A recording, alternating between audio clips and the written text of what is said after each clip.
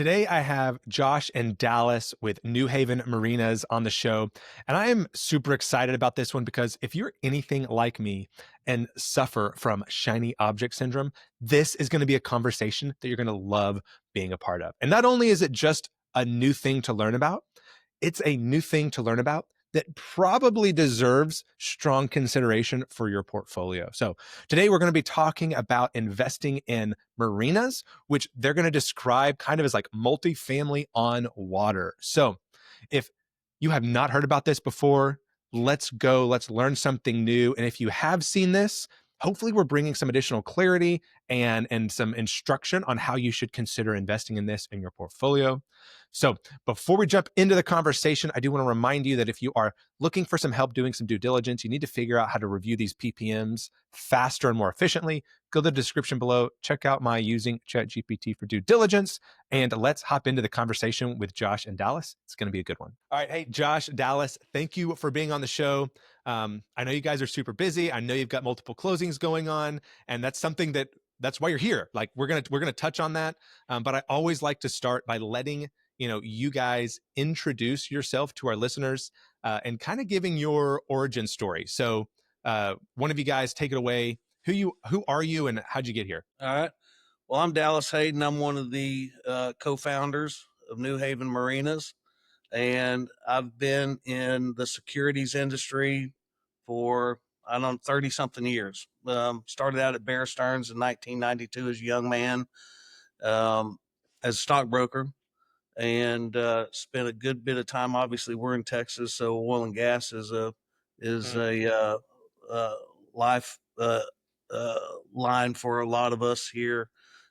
Spent many years in that business. Spent time chasing multifamily storage, RV parks, mobile home parks at a private equity firm here in Dallas.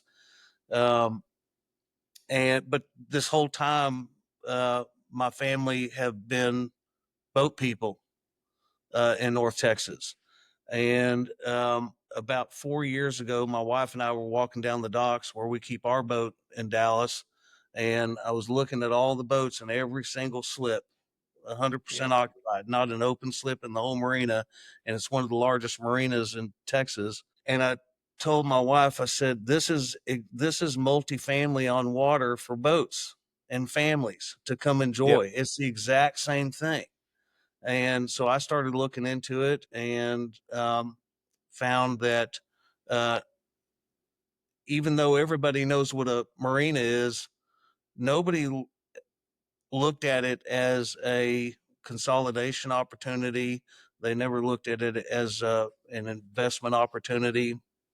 And so I started pursuing marinas. Josh and I have known each other for 10 years. We worked together as partners in the oil and gas industry, and brought him in. He's been a tremendous asset to the company. He actually is the other co-founder, and we work well together. We run really hard, and we like what we're doing, and it's more fun than anything I've ever done. Every day I go out and walk docks and look at happy ducks swimming in the water, and it's the best thing we've ever done. And frankly, I'm more optimistic about the opportunity that lies in front of us than anything I've ever done in my professional career. Okay, that's great. I grew up going out to Joe Pool Lake in that marina. So Yep. I remember feeding fish and throwing breadcrumbs. So Trying to catch the carp. the carp, that's right, Yeah. man. That's right. So I'll just jump in because Joe Pool Lake is where I grew up. The Oasis restaurant That's right. at The Lynn Creek Oasis. Marina is where I spent 90% of my summer and a good portion of the off season was at the restaurant. But like Dallas said, my name is Josh Conley. Dallas and I have been business partners in the marina business and then dating back into the oil and gas business for the better part of a decade. My background's a little bit different. Dallas jumped right into the finance and securities industry, like you said, at Bear Stearns. Out of college, I took a great job in the medical field with Eli Lilly, was a part of the first layoff in 120 years. Ended up working for a doctor's practice, growing his practice for a while before I had an opportunity to join Amazon and help grow up a new business division on their e-commerce platform.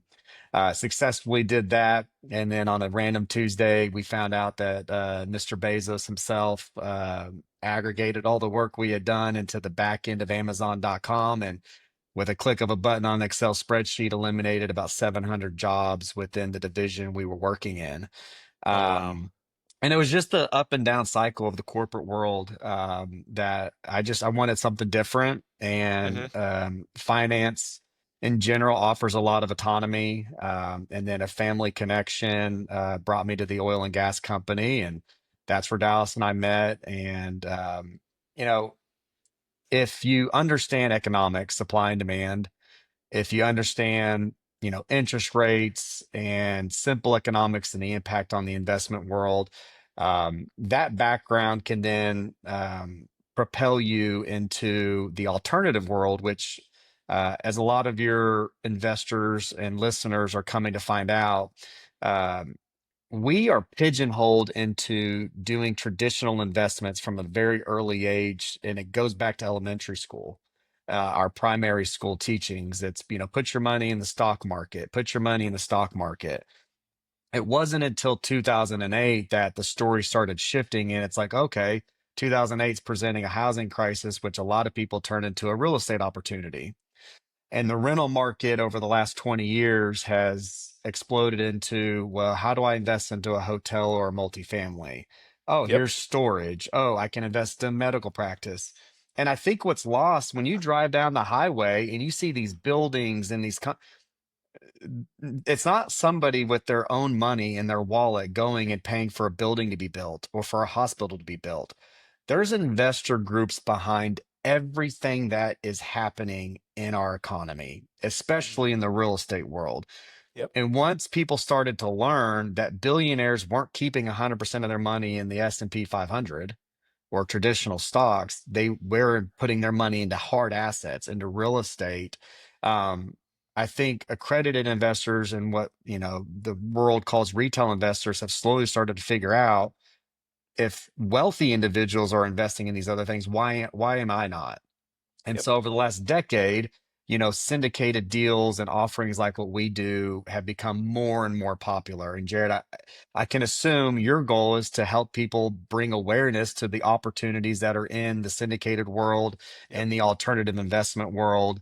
And we're going to get into it. But once you understand, what makes something tick, it applies to whether it's a building or a floating dock.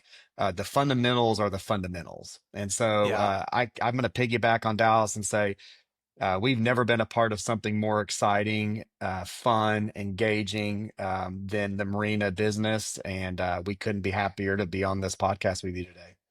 Yeah, man. I think one, thank you. I'm excited to have you guys here. I was super intrigued when I met you guys at the Best Ever conference, and just like, Yeah. what in the world? Like these little like wooden docks, you guys. But that's not what you're buying, right? But it kind of is. But something you said that I think there's a great carryover, and you also kind of did the same progression that I had with a recent interview was, first it was like, single family, then multifamily got big and anybody could do it. And then from multifamily, it was like, well, what's the newest secret? And well, then it was like self-storage. Well, then maybe it was mobile homes. And like the guy that I was interviewing with, they do medical clinics, right? So kind of, I mean, literally almost exactly what you said. Uh, and, at some point, like you guys are just in a great time to be doing what you're doing, right? Um, but the other side of it was people are realizing too that they don't want all their money in the stock market. And as you were talking with your history of like having probably pretty well paid jobs, right?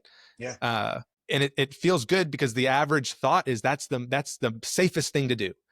But in reality, it's entirely out of your hands what happens sometimes, right? Like you basically got laid off twice out of the blue. Yeah. um and that's what's happening to some people in the stock market right now. It feels the safest because you don't have all the due diligence. There's not the expectation you should do the same Mhm. level of due diligence. But Well, and then what happens in the stock unfortunately, market's totally yeah. outside of your control. What's unfortunate is the SEC, the government, it's all about regulation. They're always Hmm. trying to protect the average American, and that's great. but they put the stock market and what they call traditional investments on a pedestal. And it's almost as if that designation means you don't need to be knowledgeable.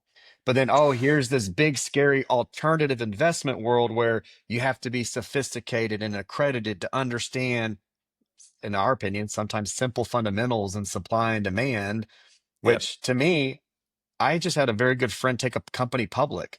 There's nothing more confusing than how, restricted stock and unrestricted stock and preferred stock and, why did the stock go down? And I mean, it's so confusing because the fundamentals in the traditional marketplace sometimes aren't based on, material fundamentals. It's based on things that the common person doesn't understand, isn't privy to, where, like Dallas said, if you're 100% occupied and you make $300 in rent per door or per slip, that's simple equation. Like occupancy is simple to understand. You can physically see it. And I think sometimes agencies worry too much about protecting Americans, and unfortunately, it's pigeonholed us into thinking the wrong way about investments. And at the end of the Yep. day, you're right. We're not going to ask anybody to put 100% of their portfolio or their net worth into what we do. Which And is totally different than the stock market and financial advisors. Give me exactly. all your Give money. me all your money. But you should have stocks. You should have Yeah. real estate. You should have crypto if you're okay with that. Your risk portfolio and your risk diversity and tolerance, everyone's different. But depending on what that looks like, and with maybe some outside education, Hmm. you need to decide what's best for you. But ultimately, diversity is the key to safe investing, and smart investing is probably a better way to put it. Yeah. Don't put all your money into any one bucket, but maybe have a little bit of oil and gas, maybe have a little bit of multifamily and medical and marinas and S&P 500 and mutual funds and CDs. They all work together, but ignoring this massive opportunity that's rolled up into alternative investments because you're not familiar or you've been told not to your whole life, you're potentially missing out on a great opportunity to Yep. see above average returns than what normally you see in the stock. Yep. Okay. I want to move into what you're actually doing pretty quick, but I Yeah. do want to get and we have other guys that are still doing oil and gas, so we'll get into the weeds with them. But what was the reason for the transition? So walk me through your thought process as you're in oil and gas, which is a lot of guys making a lot of money doing it, Very good and money. that transition into marinas. Well, for me, it was margin because I'd left the oil and gas industry and I was pursuing acquisition of multifamily storage, all the typical PE stuff. And so All the for stuff that me, gotten pretty competitive. well, look, the reality is, and Josh hit on it pretty well. But everybody, I don't care who you are, and I don't care what your tool is, whether it's the stock market or CDs or munis. It doesn't matter. You're chasing the best yield you can get on your money and aligned and parallel with your risk appetite. That's just what you're Mhm. doing. Everybody is, whether they know they're doing it or not. And so for me, it was a margin pursuit. If I know that going out and buying, and I'm not going to get into cap rates, I'm sure you'll have other episodes that can get into that. But if you're out there pursuing multifamily complexes and you find let's say a B class property that needs some deferred maintenance, and you're willing to put in the time, the energy, and the money to get it maybe to an A, um, but you're one of 50 other people looking at it. Mhm. Um, you and let's say you are the one who gets it. Um, and let's say you spend that 1 to 2 million in deferred maintenance to freshen it up, and then when you finally get it all freshened up, um, and you're about to have your grand opening, uh, and then the guy tears down the 7-Eleven right across the street from you and builds a super A, triple A, the finest place in your town, Yeah. and you're done. You're crushed. So I mentioned margin. Um, uh, Barrier to the entry. the marina industry has the highest margin of any commercial real estate there is. Period. Anybody can go do your own homework and check it out. The other thing, in addition to margin, is barrier to entry. So you got margin, and then you got barrier to entry. I just mentioned somebody tearing down and building a new storage unit right across the street from your storage unit, or a new multifamily right across from yours. They're not making any new lakes, and you can't get a permit. Maybe you can go through the agony of getting a permit for a new marina on a lake that's, uh, But it but takes years. years and years and multiples of millions of dollars to do Yep. it, and then you got to spend years to get it filled up and established with the rest, all the other ancillaries. So margin, and then barrier to entry. You Mhm. buy a marina, and most of these marinas are 50 years old, so it's not like these are startups that we're trying to figure out, hey, is this concept going to work? No, it works, and they're all full. You can't, I don't care how rich you are, you can't buy your way into a marina. I guess Yeah. you could, but they're full. And so, from a very fundamental uh, uh, economics Yep. 101, supply demand is the highest in this industry than any other segment of commercial real estate. Yeah. Supply will always be restricted because of the fundamentals of, yeah. There's more boats than there are slips, and that's a fact. And and I think it's important because I think that's one piece of why marinas are more attractive than oil and gas or real estate in general. But oil and gas is very popular, and I do want to touch on that for a second. Um, Listen, our pitch to investors in oil and gas was if you've got a massive tax liability and you're accredited, yes, oil and gas is a great tax savings tool. But spending years and years and years of pitching, a tax savings tool versus an income generating tool, I think is what Mhm. really steered us towards marinas. At the end of the day, if you have a massive tax liability and you're trying to find immediate relief in the year, there is probably not a greater tax benefit than oil and gas. Yep. But I don't know if there's another investment out there where there's a greater risk of it being a zero return on your investment, meaning a dry hole or an underperforming well. And if we're being honest, Dallas and I also had a hard time stomaching that loss.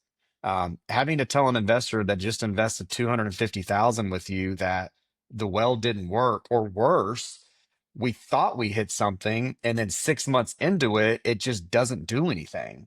I Mm. mean, because again, a dry hole means typically you don't pay a second part of the investment because you're not completing it. But the worst thing than a dry hole is thinking you hit something, completing it, spending even more money, and then getting a 1% return over 5 years.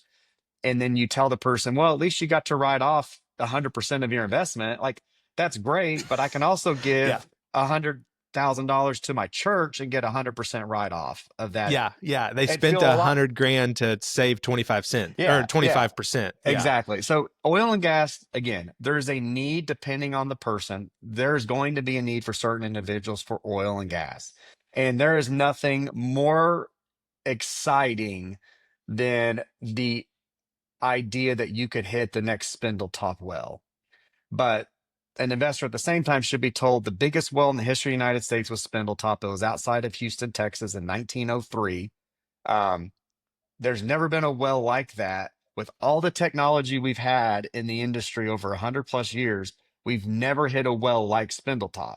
So this Mm. idea that you could hit your own Spindletop is real, but if we're being honest, it was also something that happened over 100 years ago and it's never Yep. been replicated. So again, that chase is exciting. And if you have the money and you have the appetite for a zero, great. But I think the larger percentage of people are looking for an alternative to the traditional marketplace Yep. where they can get above average returns. And that's commercial real estate. We believe it to our bones. Yep. And we really truly believe there's not a better commercial real estate asset class right now today than marinas. Yeah, yeah, that's great. And I think you make a good point. And good active oil and gas guys are going to say something similar, right? They're going to Yeah. say, you got some great tax benefits, but that's the cherry on top. Like, this is what we're aiming for, right? This is the cash Yeah. flow we're aiming on. And if you get the only pitch is the tax benefit, you might want to take a second look on, well, what is the actual, if we look at it from an investment perspective, as opposed to a tax write-off, how does Yes. the deal look? So, Yeah. okay. Well, dude, let's jump into like actual marinas. What, Yeah. like, what in the world are you doing? Because this is a more complicated, or at least at first glance, it looks more complicated than multifamily, right? You don't have just the docks. You're running what, 2, 3, 4 business units 7, inside the 8, marina? 12 7. business Okay. units. Yeah, Yeah. it is a complicated asset class. If we're being honest, that's the opportunity. Multifamily is and was the easiest real estate for institutional money to get into the quickest Mm. outside of just general real estate development, building buildings and towers. Um, because the fundamentals of multifamily is you have to have a place to put your head, right? No matter what the economy is doing, everybody needs a place to sleep. That's the fundamental Yep. argument for why multifamily is a great investment, and it is. Um, or maybe it was. And so we go back 50 years when institutional money first started going into apartments, they were also rough, right? Mom and pop started the United States economy in every industry, whether it was the Yep. steel mill, the Rockefellers and banking, if it was multifamily, a family or a mom and pop, private individuals owned it first. Private equity is a newer thing in private banking, but those came in after the fact. So at one point, everyone had to start with buying and purchasing an asset from a mom and pop. And that is the best opportunity. Because if you look at a multifamily building today as an investor, you're buying it from another corporation more than likely, or investment group. That investment group or corporation bought it from another corporation. And when you think of it in that terms, somebody got this really great opportunity 30, 50 years ago, this really good margin. And then Mm-hmm. they said, I'm going to increase that by 20%, back to Dallas's story. And the next person that bought it said, I'm going to increase it 10%. And the next person bought it. And now you're at a point in these larger real estate classes where everyone's now trying to squeeze pennies, which Yeah. means the margin is a lot thinner because of the complexity of the marinas and the unrefined part of the asset class. It is dominated by mom and pop. More than 90% of the asset class, the marina industry, is owned by families or private individuals.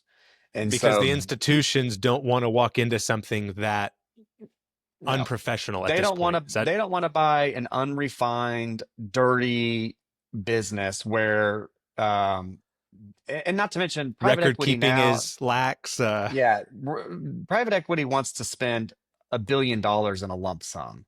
They don't want to go buy a $4 million marina and do that 100 different times. They don't have the time Yep. for it, and that's where we come in. Dallas, what you got to add to that? What's it like running 7, 8, 9 business units at a All right. marina? So I was thinking when you asked the question. So look at the other side of that. You say complicated. Yeah, there's more moving parts.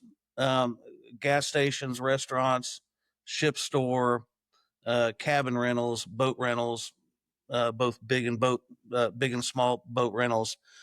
But then think of it as an investment. The complexities, in my mind, are easier than trying to analyze a drilling program, which is just one component. It's drilling a hole in the ground, and maybe something comes up, and maybe something doesn't come up. That's pretty simple, right? If you look at it that way, um, real simple. Uh, to me, I go in and I see a property that's 100% occupied, and it's got a 3 to 5 year waiting list, and I've got a harbor limit that allows me to increase my slip count by 50%, then to me, there's nothing more simple than that. If you got a 3 to 5 year waiting list and you got a harbor limit that suggests you can increase your slip count by 50%, you add more slips. And we did that to a marina we acquired on June 28th of last year. I can't remember the exact slip count, 400 and something, 462 slips, I think is what we had. We added 62 slips because we had a long waiting list. We started construction of those new slips on the day that we closed, literally the afternoon that we closed. That afternoon, slips, because we had already been communicating with Yeah. the slip builder. So he started, got them floated out. Boom, they were full. Uh, we added, I don't know, 250,000 NOI like immediately. In a blink of an eye, we added 250,000 in NOI. Maybe it was more than that. So that's a property that we paid 15, and I think it's probably a 25 to $30 million property right now. Okay. 1 year later. Yeah. Yeah. Well, the net operating income, which is used in that multiple with a cap rate, $250,000 is a lot That's a lot of Yeah. money. when you're multiplying it by 8, 10, 12%. I don't And if there, know.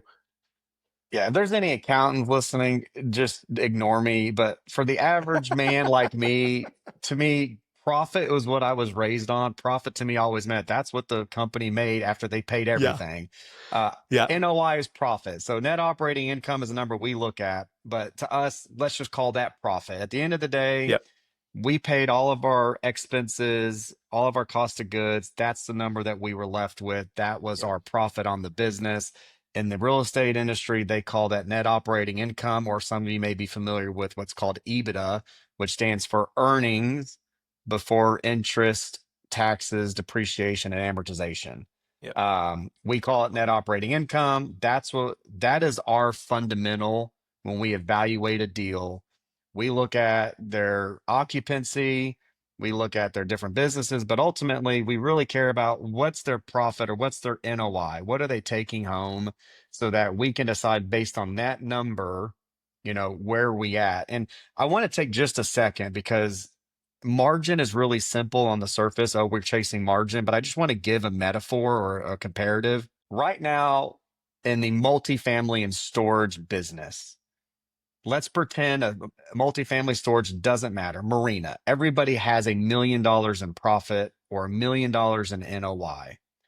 What's happening right now is if you want to go buy that multifamily or storage building, you're buying that $1 million in NOI. The standard for that is about a 5 cap rate purchase, which means you're going to pay that number divided by 5%, which $1 million would be $20 million.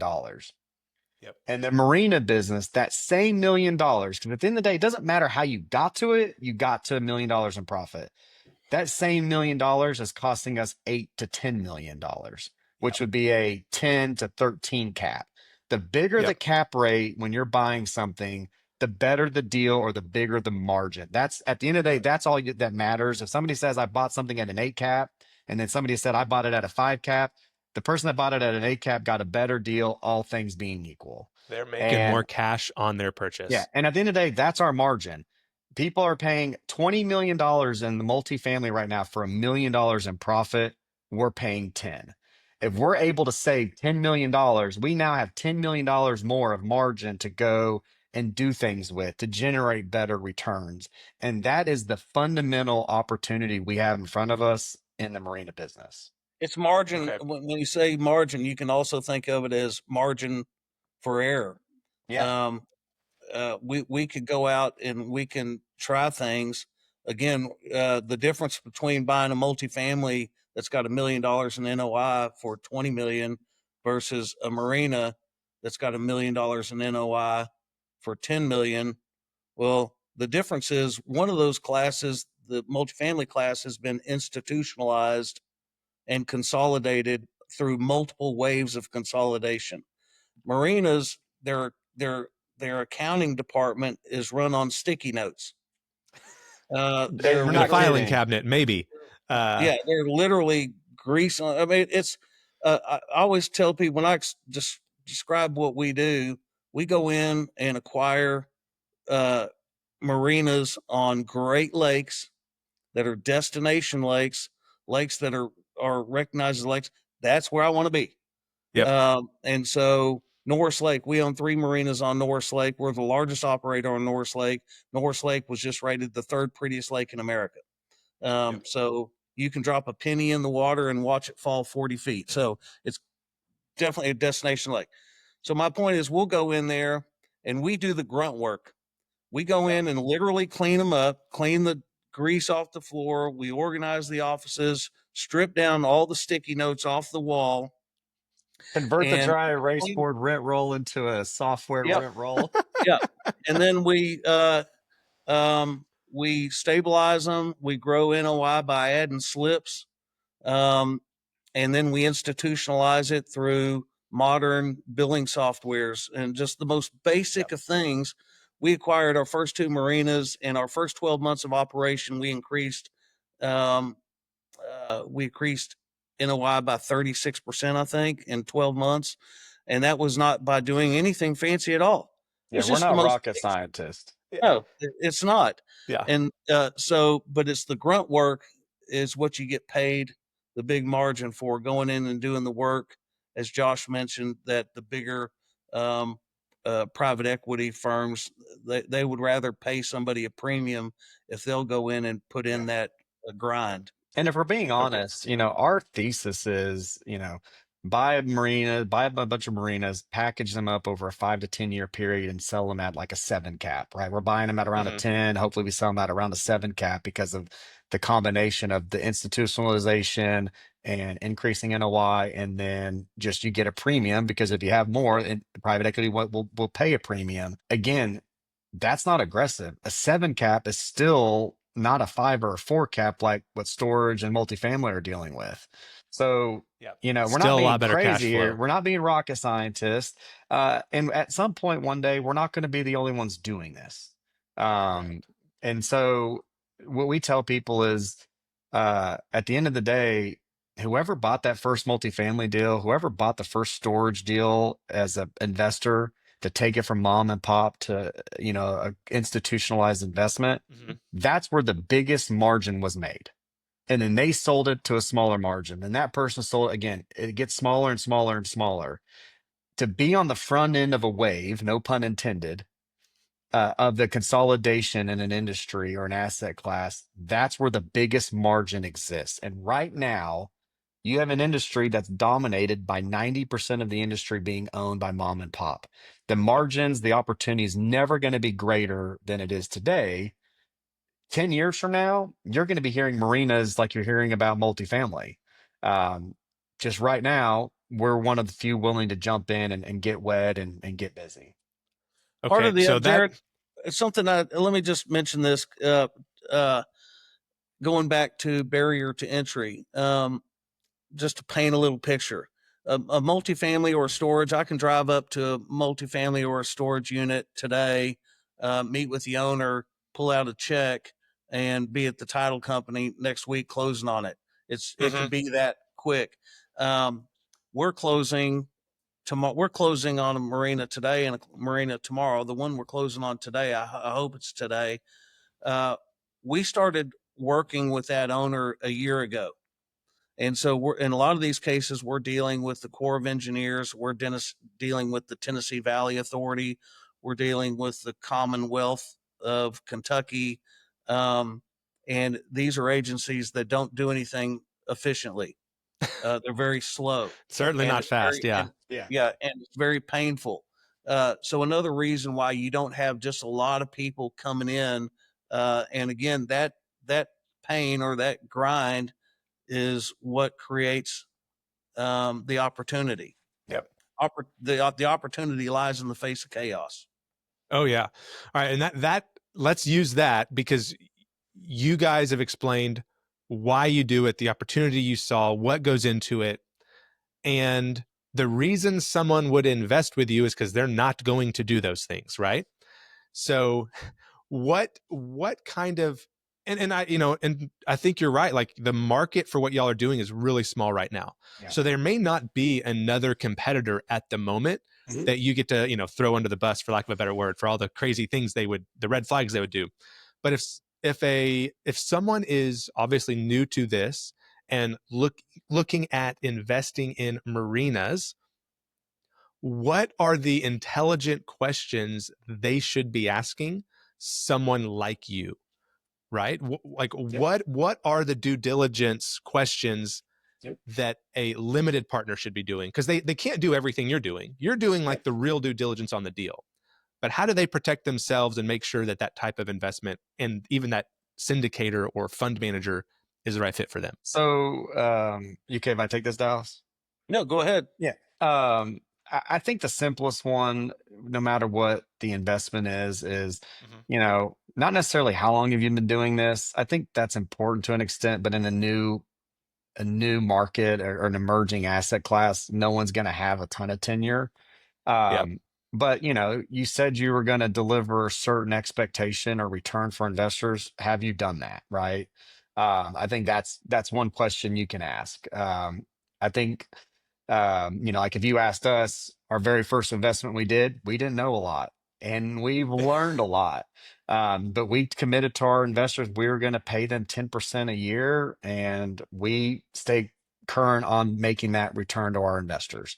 Um, I'd say the next thing, and it's kind of how we evaluate marinas, is what's the occupancy?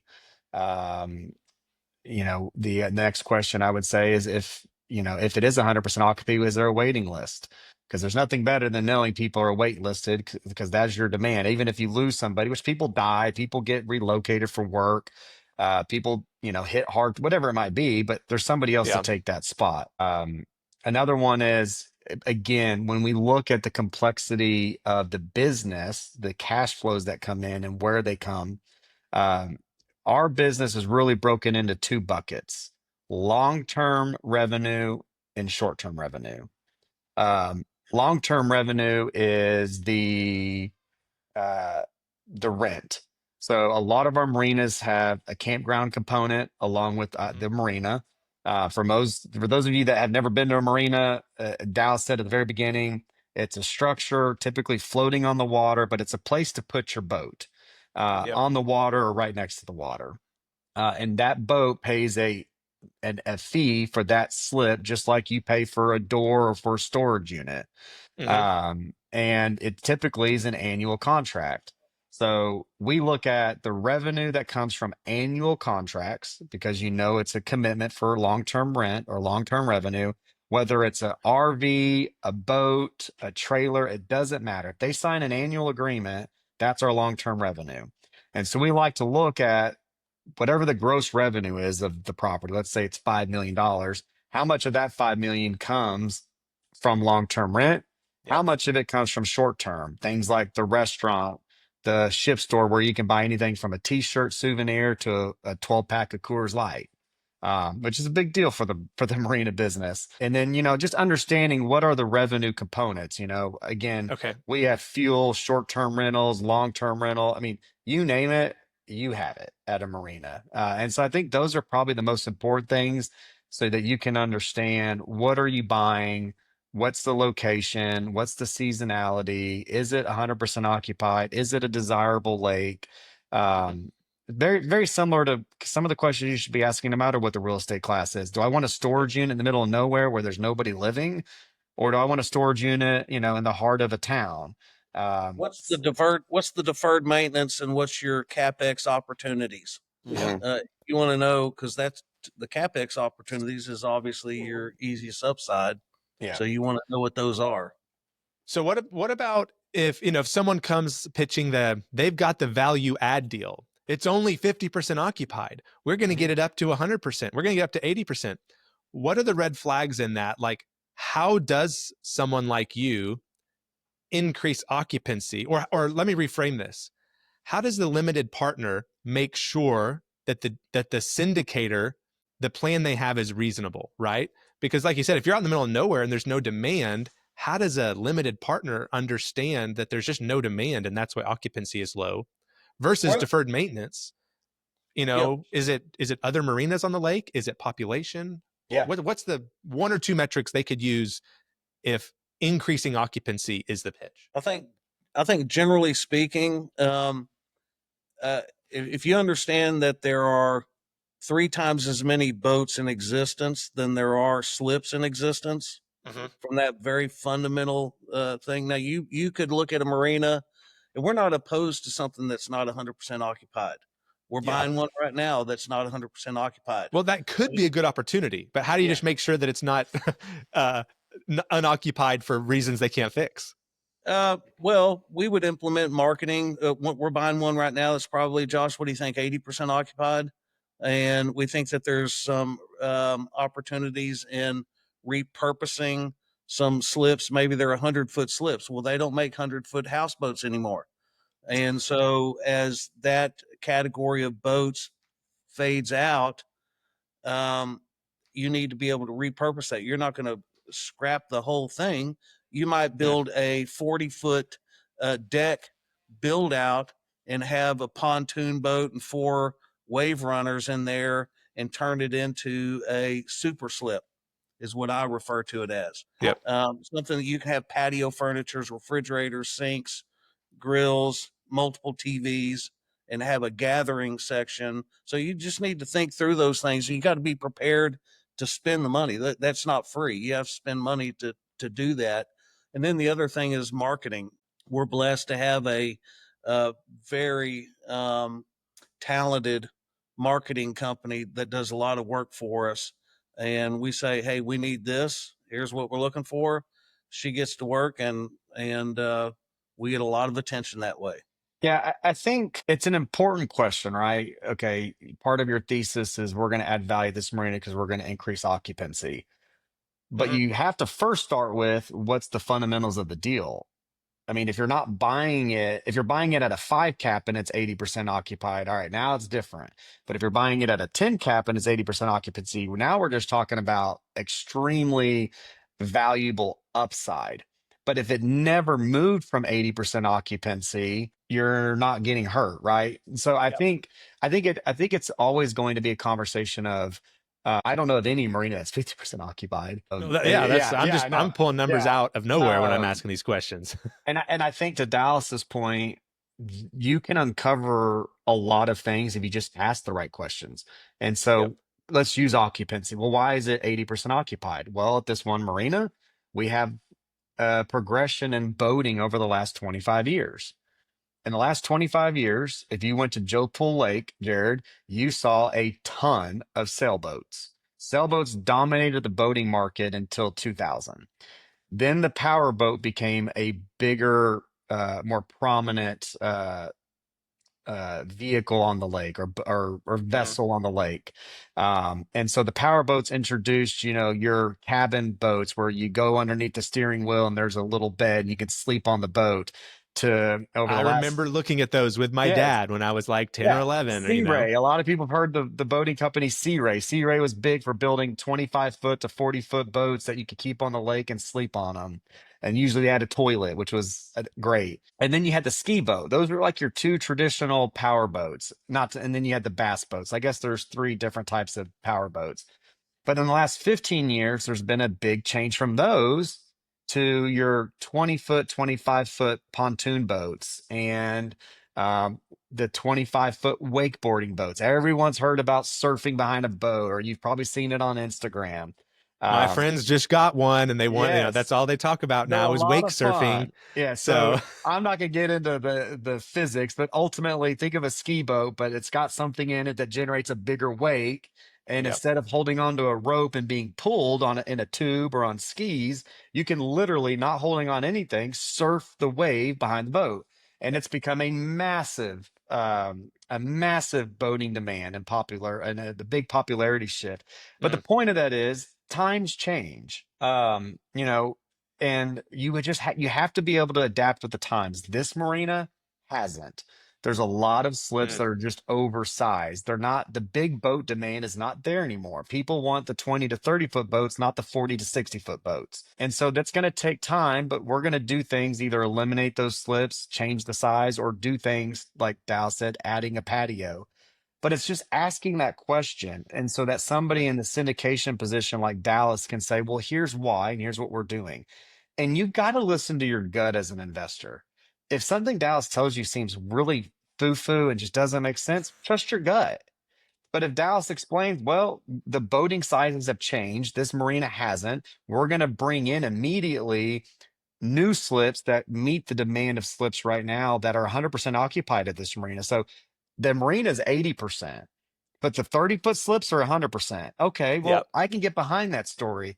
Add more 30 slips, and over time, figure out what you're going It's to like do a with the one 80-foot bedroom slips. unit versus a two-bedroom unit Yes, versus a three-bedroom unit. absolutely. Okay.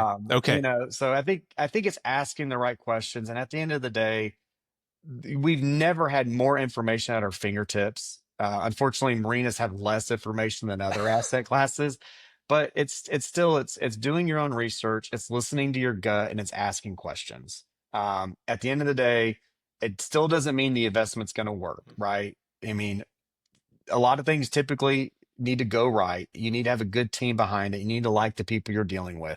But nobody can guarantee a good investment. Even Blackstone, the biggest private equity in the world, has had bad investments. Yep. And so that's where diversity comes into play, not putting 100% of your dollar into one thing. Not putting, even if you decide 10% of your net worth needs to be marinas, don't invest in one marina, invest in multiple marinas. But we're never going to guarantee that we're perfect. We're never going to guarantee that we're going to always hit the results that we, project, or, our goal will be to achieve. But we're always going to give it our best shot. And fortunately, in our industry and our asset class, we do have that margin there. We don't have to execute our strategic plan to the 100% of the plan because there's no margin for error. Yeah. We have margin, we can make mistakes, and we can learn from them. And I think that's the great thing about our asset classes. It does afford us that opportunity. Okay. All right, guys. I know we're coming up on needing to call it quits. I know you guys are super busy, but I've got like two more questions. One Yeah. of them I ask everybody, and this is unrelated to your specific asset class, but y'all have been in a couple. You've invested in stuff. What are one or two of the biggest red flags that investors and limited partners should be looking out for across private and alternative investments? I know mine. Dallas, you got any? Well, go ahead and name yours because I've Okay. I've got I've got Yeah. a very long list, so I'm gonna try to pick my top three. uh, I think the biggest red flag in the commercial real estate space is what's called a preferred return. Um, Over the last 5 years, because of COVID, interest rates went up, and your smaller margin, really safe investments like CDs became extremely attractive because they went from a 0.5% to 5% with some banks. Hmm. And so the real estate industry as a whole said, man, if somebody could take pretty much zero risk dollars and now get 5%, I've got to do something to promise them more than 5%.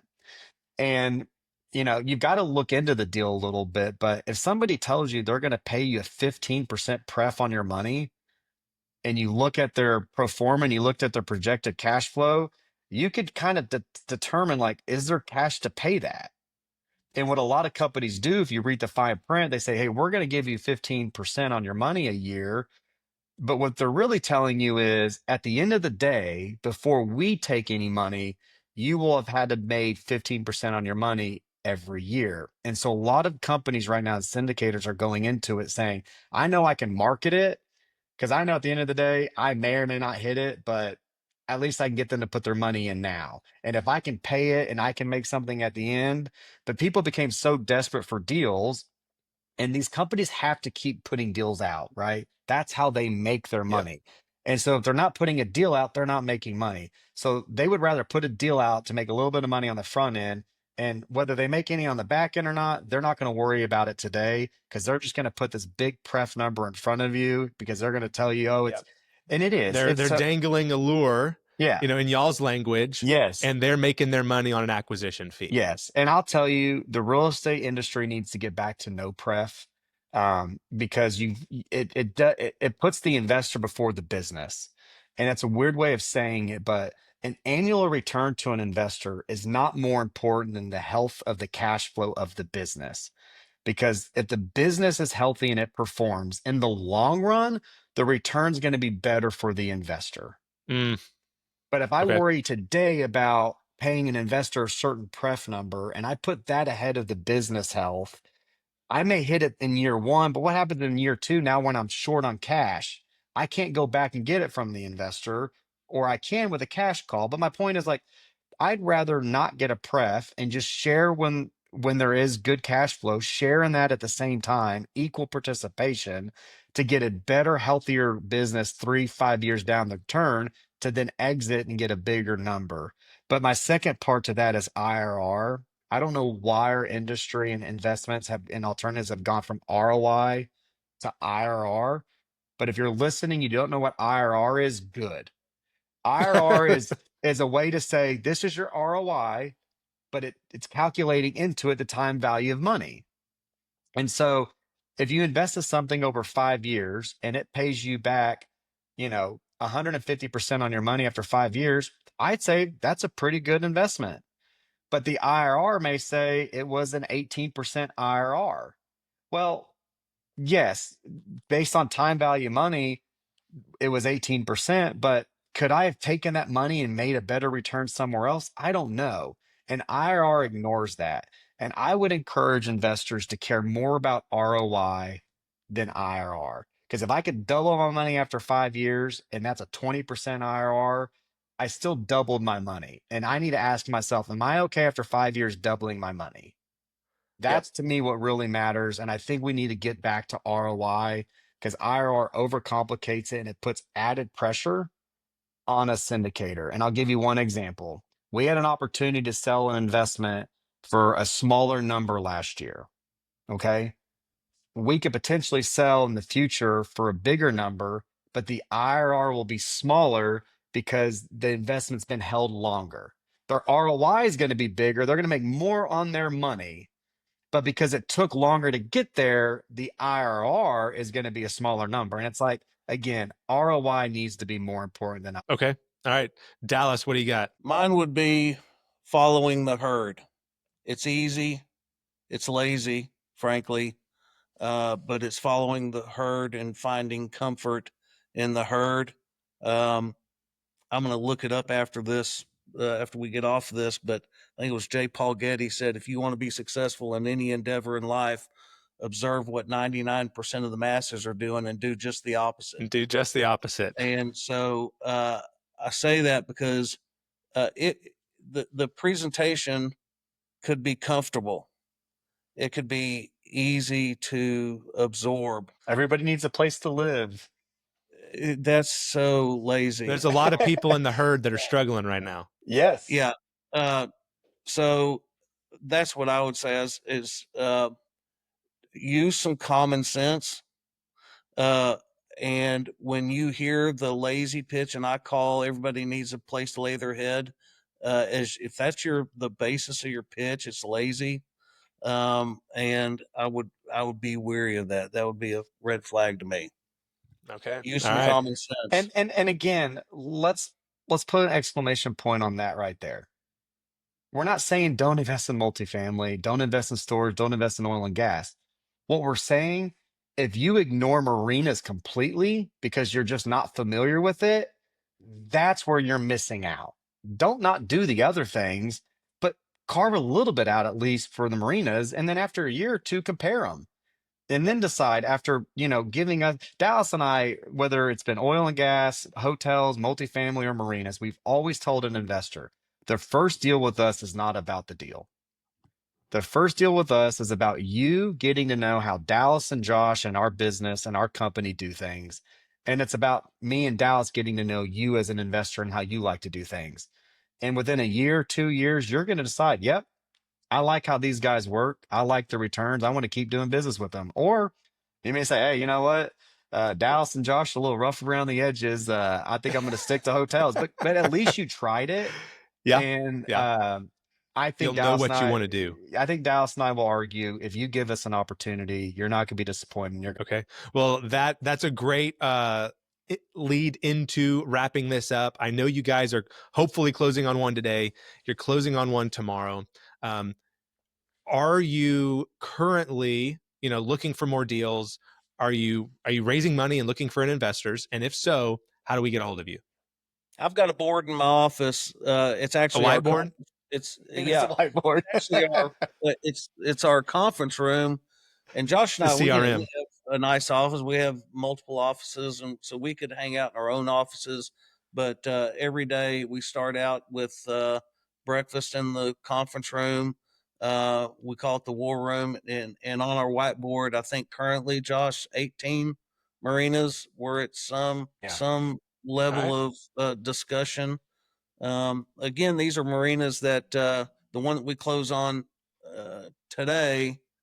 I started talking to that gentleman. That marina was under contract when I first started talking to him, and that was a year ago, maybe over a year ago now. Okay. So it's a process. Um, but yeah, our pipeline is full and getting fuller rapidly. Okay. Yeah. And, right now, we've successfully raised money and closed out two other investment offerings. Um, we made the decision after the first offering to switch to a fund model. For listeners out there, we use what's called the 506C securities offering for our investments. All that means is we have the ability to solicit and mass market our deal, so we can put it on Instagram. Yep. We have to They abide can by talk about it on the I could podcast. talk about on a podcast, but we have to abide by bigger scrutiny, and we also have to abide by more regulation. Mm. With that, you have to be an accredited investor, which means you either have $1 million or more in net worth, or you earn 200,000 a year in income for the last 2 years as an individual, or over 300,000 a year combined with your partner or spouse. Not a massive hurdle. It does eliminate a lot of people in the United States, Yep. unfortunately. And I've heard the SEC's actually working on updating it to where you could pass a test to prove you're accredited by your intelligence so that it can open the door to people. Okay. But for now, that's a criteria. But we have the Fund 2 open right now. It's called NH Marinas Fund 2. Okay. We currently have a marina that should be under a purchase agreement tomorrow. That'll be the first deal in the fund. We're looking to raise about 15 million. With that, we'll acquire up to probably three marinas, maybe two, just depending on their size. That's kind of the Mm-hmm. unknown when you go in. But we like the fund model. I just want to talk on that for a second because we get questions about why are you doing a fund? Um, we have to be flexible. Right now, it's very competitive. If you don't have ready capital and you get an owner that can sell and they want to close quick, but you then have to go to the market and raise the capital, it puts you in a weaker position. And because of Mm-hmm. interest rates and what's happened in the banking industry, banks also want to see committed capital and they want to see it hard. They want to know it's in your account before they start talking about a loan. So to put us in the best position from a negotiating standpoint and in a position of power, the fund model allows us to raise capital quicker and be more flexible. And so for now, that's been better for our investors and they've liked it. It may not be for everybody, but Yep. for our industry and our strategy, it's the most effective. So it's open right now. Dallas, and then our director of investor relations, Angela Durham, is also on our team, and then another partner of ours, Dana Guest. Those three talk with our investors the most. They're the most in tune with what's going on. But you can reach out to us. Our email is Mm-hmm. investor@nhmarinas.com. That's N for new, H for Haven, nhmarinas.com. But then We'll you put can everything in the show also, notes yeah, too, so it'll all be written. yeah, But but we'd love to so you got hear a from you. website, LinkedIn. What do you Yep. got? Newhavenmarinas.com. That's our brand. Okay. That's the investor and customer facing brand. So you can go to newhavenmarinas.com. This our name on Instagram is New Haven Marinas, and our Facebook's the same. So New Haven Marinas, come check us out. Okay. Love to send information and share our story. Awesome. Guys, thank you for being here. Talking about an asset class I've never heard anyone else talk about. I feel like, you guys were like a magnet at the best ever conference. So pretty cool to It's see been it. great. Yeah, glad And you guys were here. Thank And you. thank you for having us, Jared. This has been wonderful. And if you get a lot of demand for a follow up or you get a lot of questions and a Q&A makes sense, we're happy to jump on and do this again.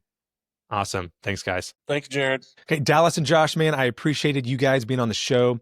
I love being introduced to new ideas. And I think today, most of us were exposed to an entirely new asset class in these marinas. So really enjoyed the frank conversation, the fun conversation, even hearing some of the slightly more controversial opinions on what things should change in how general partners and syndicators should be presenting information to their passive investors. So this is the last show before the passive investor event. If you have not bought your tickets yet, go to the description, get them. This is going to be awesome. Passive investor event is next week. So hope to see you there. And if you're listening to this show in the future after October 2025, go to the passiveinvestorevent.com anyways and see when the next event is going to be. Great people, great education, great opportunities. Hope to see you there. And until then, I'll talk to you next time.